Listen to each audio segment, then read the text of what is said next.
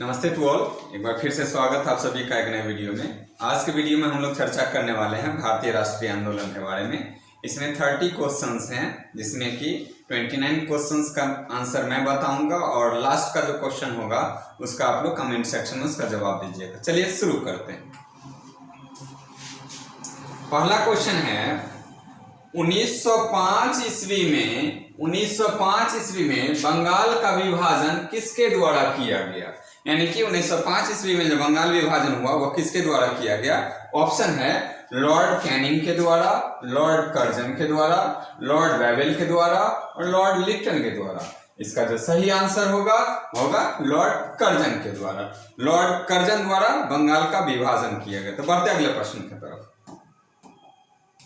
अगला प्रश्न है दक्षिण शिक्षा समाज की स्थापना किसके द्वारा की गई?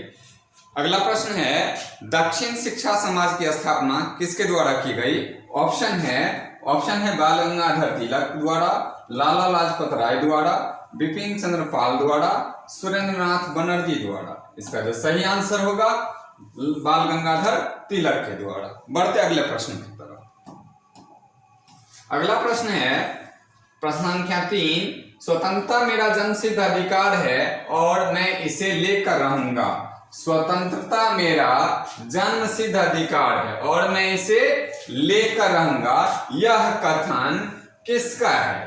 यह कथन किसका है कि स्वतंत्रता मेरा जन्मसिद्ध अधिकार है और मैं इसे लेकर रहूंगा? ऑप्शन है सुरेंद्रनाथ बनर्जी, फिरोज शाह मेहता, बाल गंगाधर तिलक और लाला लाजपत राय। इसका जो सही आंसर होगा वो होगा बाल गंगाधर तिलक। बढ़ते अगले प्रश्न की तरफ।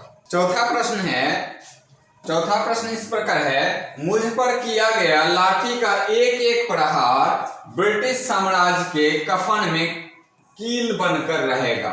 मुझ पर किया गया लाठी का एक एक प्रहार ब्रिटिश साम्राज्य के कफन में कील बनकर रहेगा, ऐसा किसने कहा था? ऑप्शन है बाल गंगाधर तिलक, लाला लाजपत राय, बिपिन चंद्र पाल, भगत सिंह। इसका जो सही आंसर होगा लाला लाजपत राय। बढ़ते अगले प्रश्न की तरफ। पांचवा प्रश्न है आर्य समाज के संस्थापक कौन है? आर्य समाज के संस्थापक कौन है? ऑप्शन है बाल गंगाधर तिलक, राजा राम मोहन राय, स्वामी दयानंद सरस्वती और स्वामी विवेकानंद। इसका जो सही आंसर होगा स्वामी दयानंद सरस्वती। बढ़ते अगले प्रश्न की तरफ। अगला प्रश्न है कांग्रेस के उदारवादी व उग्रवादी नेताओं में वास्तविक रूप में विभाजन किस अधिवेशन में हुआ था? यानी कि दो गुट में बट गए थे, एक उदारवादी और दूसरा उग्रवादी।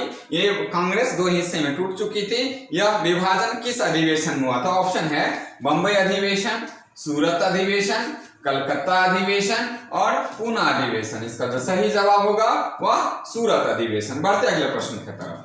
सातवां प्रश्न है अप्रैल 1929 में दिल्ली केंद्रीय असेंबली में बम फेंकने वाले क्रांतिकारी नेता कौन थे? यानी कि अप्रैल 1929 में दिल्ली के केंद्रीय असेंबली में किसके द्वारा बम फेंका गया? ऑप्शन है सरदार भगत सिंह, सुभाष चंद्र बोस, चंद्रशेखर आजाद, यशपाल। इसका जो सही आंसर होगा सरदार भगत सिंह। बढ़ते अगले प्रश्न। आठवां प्रश्न है भारत में होम रूल आंदोलन का नेतृत्व किसके द्वारा किया गया? भारत में होम रूल आंदोलन का नेतृत्व किसके द्वारा किया गया? ऑप्शन है बिपिन चंद्र पाल, लोकमान्य तिलक द्वारा, सुरेंद्रनाथ बनर्जी द्वारा और उपर्युक्त में से कोई नहीं। इसका जो सही आंसर होगा लोकमान्य तिलक द्वारा। बढ़ते अगले प्रश्न की तरफ।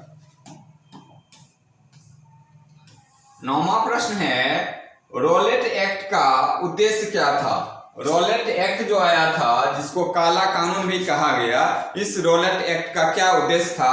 पहला ऑप्शन है कुटीर उद्योगों को समाप्त करना, विश्वविद्यालयों की स्वायत्तता समाप्त करना, इसके द्वारा सरकार बिना मुकदमा दायर किए किसी व्यक्ति को बंदी बना सकती यानी गिरफ्तार कर सकती थी, और डी ऑप्शन है उपर्युक्त में से कोई नहीं। इसका जो सही आंसर होगा वह होगा सी। रोलेट एक्ट एक ऐसा कानून था जिसको काला कानून कहा गया, जिसके द्वारा सरकार द्वारा बिना मुकदमा के किसी भी व्यक्ति को कभी भी बंदी या गिरफ्तार किया जा सकता था। बढ़ते अगले प्रश्न की तरफ। 10वां प्रश्न है जालियांवाला बाग हत्याकांड घटना कब हुई, यानी जालियांवाला बाग हत्याकांड कब हुई थी ये घटना। ऑप्शन है 13 अप्रैल 1919, 18 मार्च 1919, 15 मई 1920 और 24 नवंबर 1919। इसका जो सही आंसर होगा 13 अप्रैल 1919। बढ़ते अगले प्रश्न की तरफ। 11वां प्रश्न है 1857 के विद्रोह के नायक कुंवर सिंह किससे संबद्ध थे, यानी कि किस राज्य के थे। ऑप्शन है बिहार, मध्य प्रदेश, राजस्थान, उत्तर प्रदेश। इसका जो सही आंसर होगा बिहार। बढ़ते अगले प्रश्न की तरफ। 12वां प्रश्न इस प्रकार है महात्मा गांधी ने किस घटना से खिन्न होकर यानी दुखी होकर के असहयोग आंदोलन स्थगित कर दिया था। ऑप्शन है विदेशी वस्त्रों की होली जलाने की घटना, प्रिंस ऑफ वेल्स के बहिष्कार की घटना, अदालतों के बहिष्कार की घटना, चौड़ी चौड़ा कांड के कारण। इसका जो सही आंसर होगा चौड़ी चौड़ा कांड के कारण। चौड़ी चौड़ा कांड हुआ था सहयोग आंदोलन के दौरान। इनके जो सहयोगियों ने था एक पुलिस पिकेट यानी कि थाना को जला दिया था, जिससे दुखी होकर के इन्होंने असहयोग आंदोलन स्थगित कर दिया था। बढ़ते अगले प्रश्न की तरफ।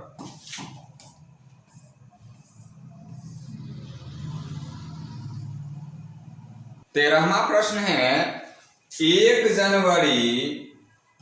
जनवरी 1923 को स्वराज दल की स्थापना किसके द्वारा की गई। ऑप्शन है देशबंधु चित्तरंजन दास व मोतीलाल नेहरू, लाला लाजपत राय व लोकमान्य तिलक, श्रीमती एनी बेसेंट एवं लोकमान्य तिलक। उपर्युक्त में से कोई नहीं। इसका जो सही आंसर होगा देशबंधु चित्तरंजन दास व मोतीलाल नेहरू। यही इसका ऑप्शन होगा। बढ़ते अगले प्रश्न की तरफ।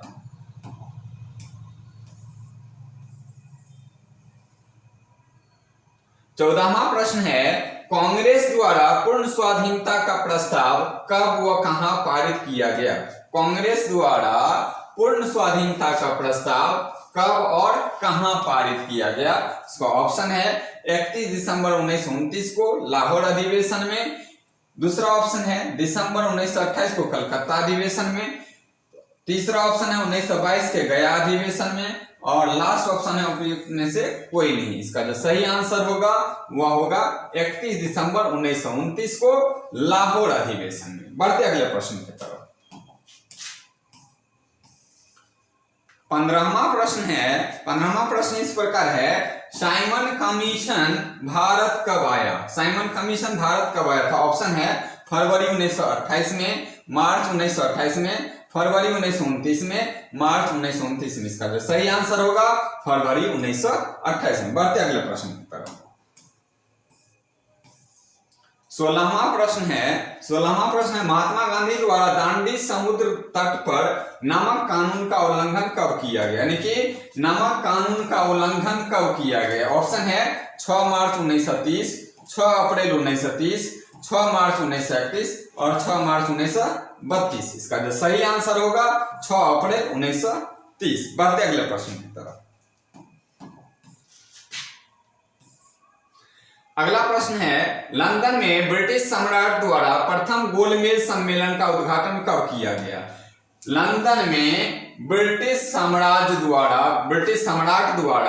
प्रथम गोलमेज सम्मेलन का उद्घाटन कब किया गया। ऑप्शन है 12 नवंबर 1929, 12 नवंबर 1930, 12 नवंबर 1931 और 12 नवंबर 1932। इसका जो सही आंसर होगा वो होगा 12 नवंबर 1930। बढ़ते अगले प्रश्न की तरफ। 18वां प्रश्न है गांधी इरविन समझौता कब हुआ था। गांधी और इरविन के बीच में समझौता कब हुआ था। ऑप्शन है 5 मार्च 1931, 5 मार्च 1932, 5 अप्रैल 1931 और 5 अप्रैल 1932। इसका जो सही आंसर होगा 5 मार्च 1931। बढ़ते अगले प्रश्न की तरफ। अगला प्रश्न है अखिल भारतीय कांग्रेस के अधिवेशन में भारत छोड़ो प्रस्ताव, कौन प्रस्ताव, भारत छोड़ो प्रस्ताव कब पारित किया गया। ऑप्शन है 8 अगस्त 1942, 8 सितंबर 1942, 8 अगस्त 1943 और 8 अगस्त 1944। इसका जो सही आंसर होगा 8 अगस्त 1942। 8 अगस्त 1942 को भारत छोड़ो प्रस्ताव पारित किया गया था। बढ़ते अगले प्रश्न की तरफ। अगला प्रश्न है इंडियन मुस्लिम लीग की स्थापना कब की गई? इंडियन मुस्लिम लीग की स्थापना कब की गई? ऑप्शन है 1904 में, 1905 में, 1906 में और 1907 में। इसका जो सही आंसर होगा 1906 में। बढ़ते अगले प्रश्न की तरफ। अगला प्रश्न है केसरी और मराठा समाचार पत्र किसने निकाले? किनके द्वारा केसरी और मराठा समाचार पत्र निकाला गया? ऑप्शन है बाल गंगाधर तिलक द्वारा, गोपाल कृष्ण गोखले द्वारा, शिवाजी द्वारा और महादेव गोविंद रानडे द्वारा। इसका जो सही आंसर होगा वह होगा बाल गंगाधर तिलक के द्वारा। बढ़ते अगले प्रश्न की तरफ। अगला प्रश्न है गांधी जी द्वारा किस पत्रिका का संपादन किया गया? गांधी जी द्वारा कौन से पत्रिका का संपादन किया गया? ऑप्शन है साम्यवाद, कौमुदी, अमृत बाजार पत्रिका, यंग इंडिया, ट्रिब्यून। इसका जो सही आंसर होगा यंग इंडिया। यंग इंडिया का संपादन किसके द्वारा किया गया था? गांधी जी द्वारा किया गया था। बढ़ते अगले प्रश्न पर। 23वां प्रश्न है जालियांवाला बाग हत्याकांड के विरोध में सर की उपाधि यानी सर का खिताब किसके द्वारा वापस कर दिया गया था? ऑप्शन है महात्मा गांधी के द्वारा, रविन्द्रनाथ टैगोर के द्वारा, बंकिम चंद्र द्वारा, लाला लाजपत राय द्वारा। इसका जो सही ऑप्शन होगा वह होगा रविन्द्रनाथ टैगोर द्वारा। रविन्द्रनाथ टैगोर ने सर की उपाधि वापस कर दी थी और महात्मा गांधी ने नाइटहुड की उपाधि वापस कर दी थी। बढ़ते अगले प्रश्न की तरफ। 24वां प्रश्न है गीता रहस्य के लेखक कौन हैं?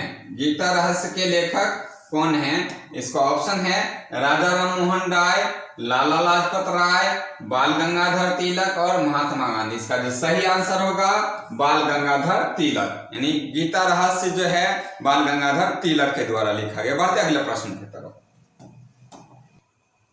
25वां प्रश्न है रामकृष्ण मिशन की स्थापना किसके द्वारा की गई?